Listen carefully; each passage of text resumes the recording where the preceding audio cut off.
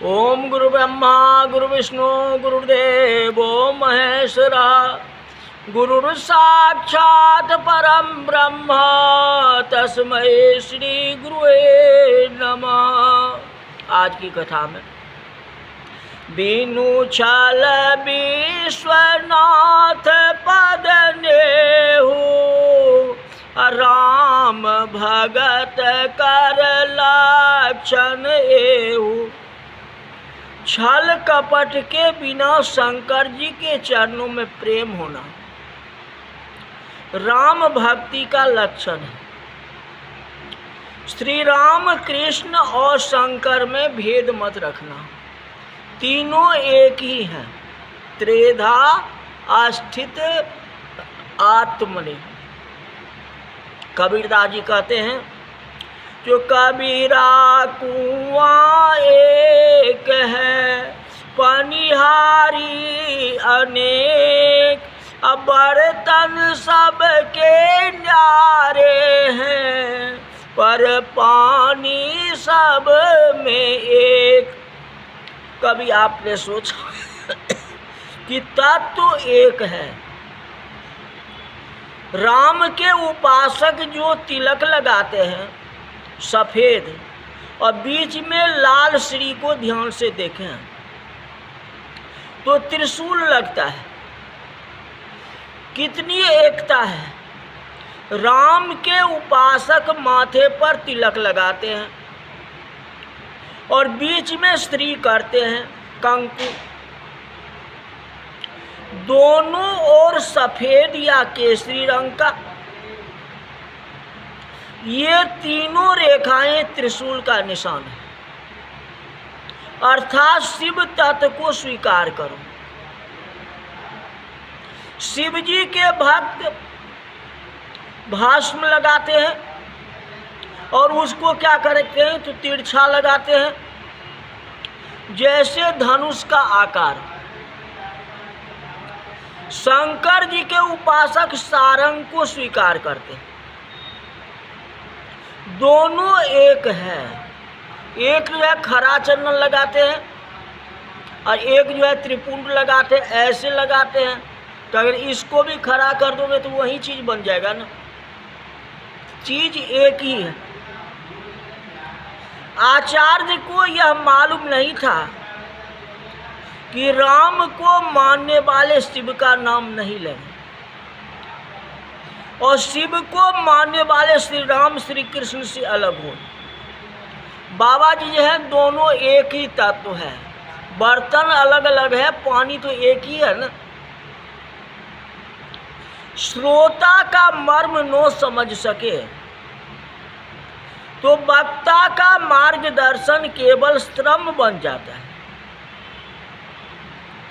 इससे पहले वक्ता श्रोता को अच्छी तरह पहचान ले कि मेरा मार्गदर्शन निष्फल तो नहीं जा रहा है।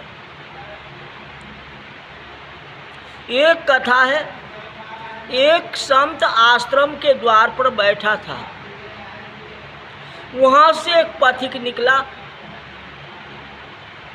उसने पूछा प्रभु मुझे फलाना जगह जाना है, मुझे बताओ उस जगह तक हम किस तरह पहुंचेंगे।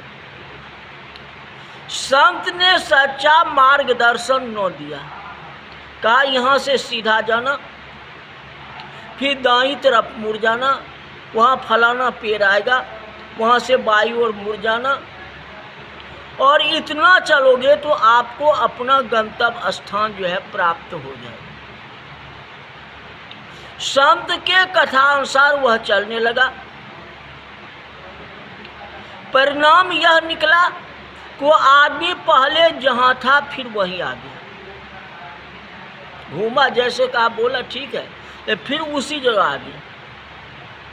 उसने संत से कहा कि प्रभु मैंने आपके बताए हुए मार्ग पर चलना शुरू किया, फिर तो मैं वहीं आ गया जहां से चला था।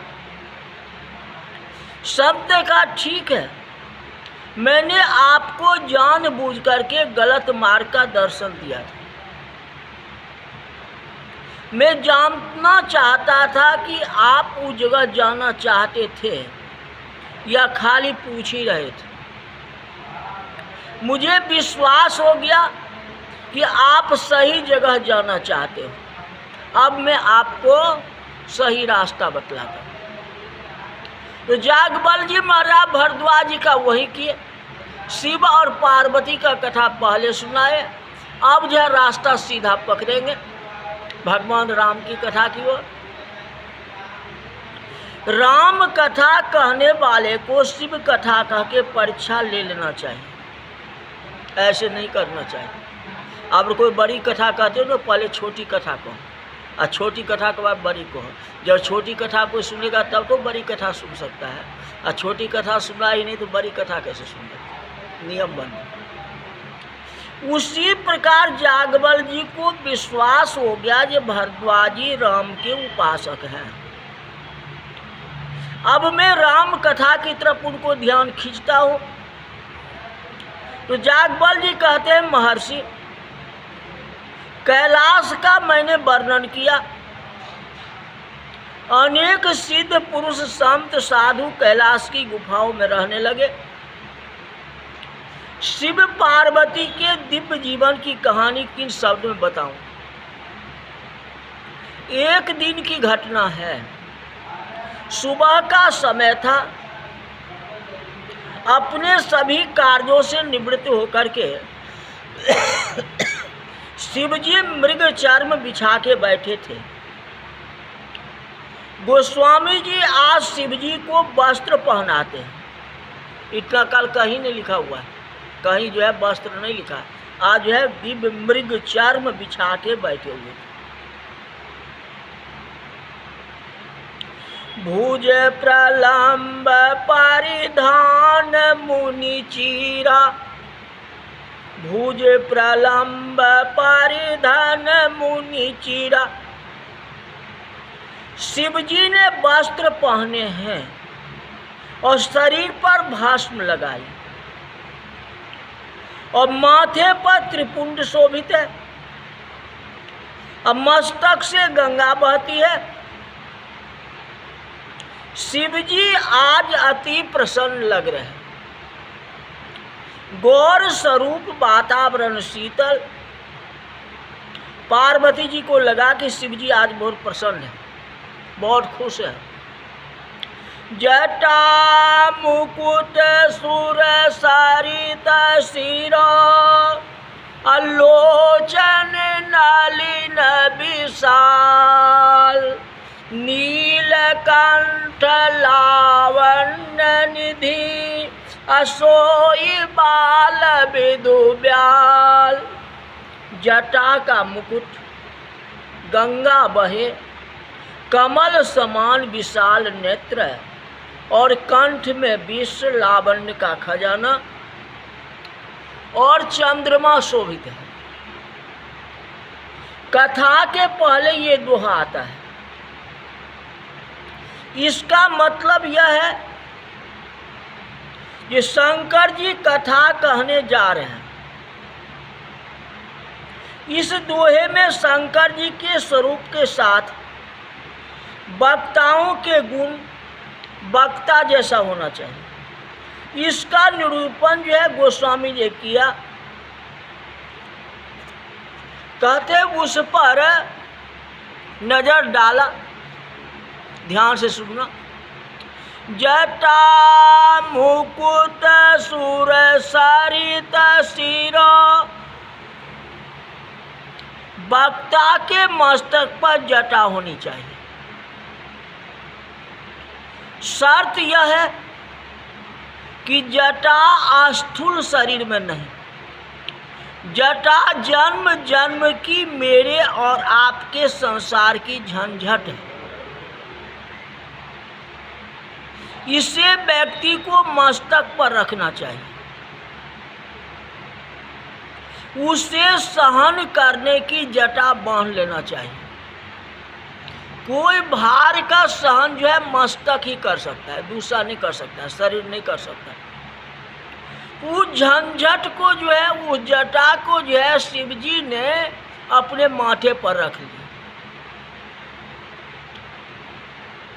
जब पार्वती जी का विवाह हुआ या सती का विवाह हुआ तो सती और चंद्रमा दोनों लड़ने लगी, आपस में लड़ती थी। शिव जी की पत्नी तो चंद्रमा भी थी, चंदा भी थी और पार्वती भी थी। आपस में लड़ाई हो गई। कहा नो रहे बांस नो बजेगी बांसुरी, चंद्रमा को हम माथे पर रखूंगा, तेरे साथ रहेगा ही नहीं, नीचे रहेगा तो दोनों आपस में लड़ोगे, उससे अच्छा भला मैं माथे पर चढ़ा लेता। तो चंदा को माथे पर चढ़ा लिए। तो जो झंझट है, जो समस्या है, उसको अपने सिर पर ले लो, दूसरे के सिर पर मत दो। अगर नीचा अगर झंझट रहेगा तो वो फैल जाएंगे, फैल के आपके परिवार में चला जाएगा, समाज में जाएगा, सबको चला जाएगा, तब तो बहुत झंझट, महाभारत हो जाएगी। महाभारत नहीं करानी है, इसलिए उसको अपने माथे पर रखो और माथे पर रख करके उसको बांध करके रखो। शिव जी क्या किए? जटा को बांध करके रखे। जटा मुकुट सुर सरित सिरो, अब उसके अंदर में गंगा जी भी है, उसमें चंदा भी है, सबको समेट करके रखे।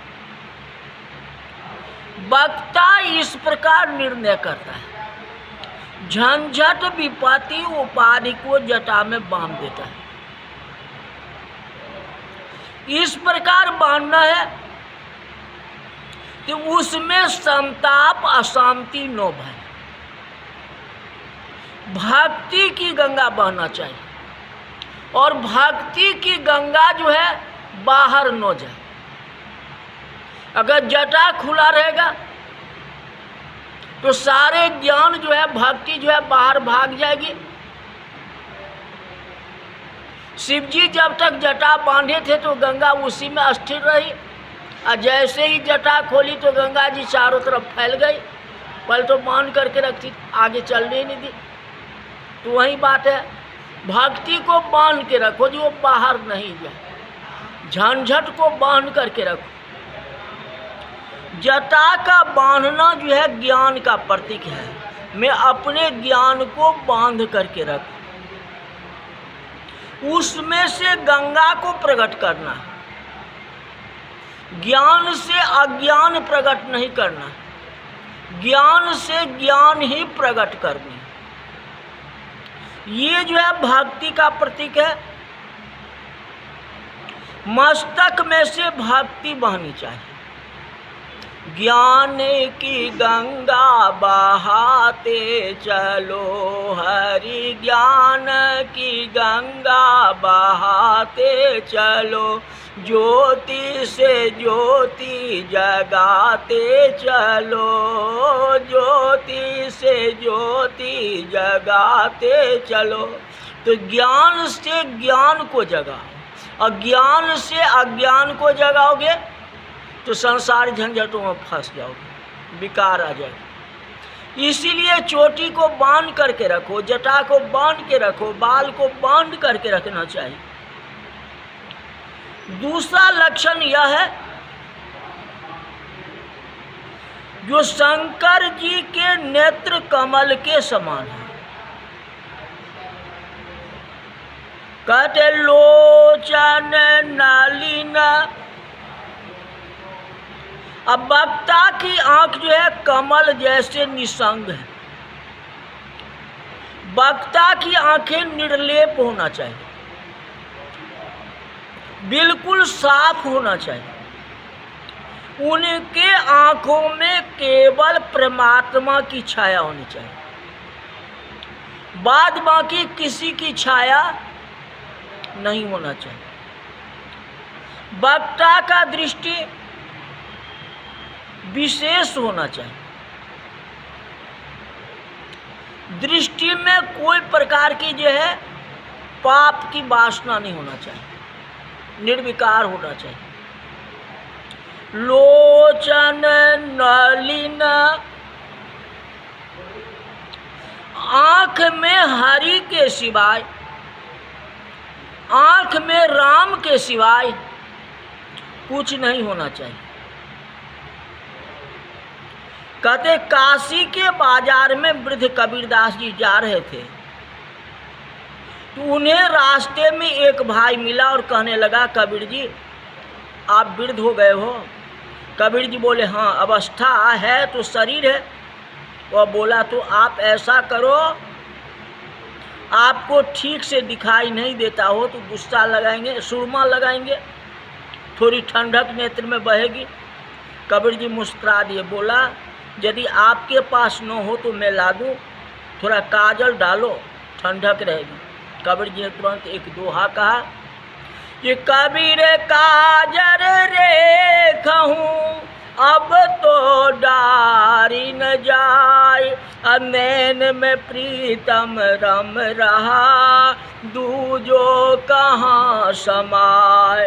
8 पहर 64 घड़ी मेरी ओट न होए, जो आँखों में राम बसे तो कितना सुंदर हो।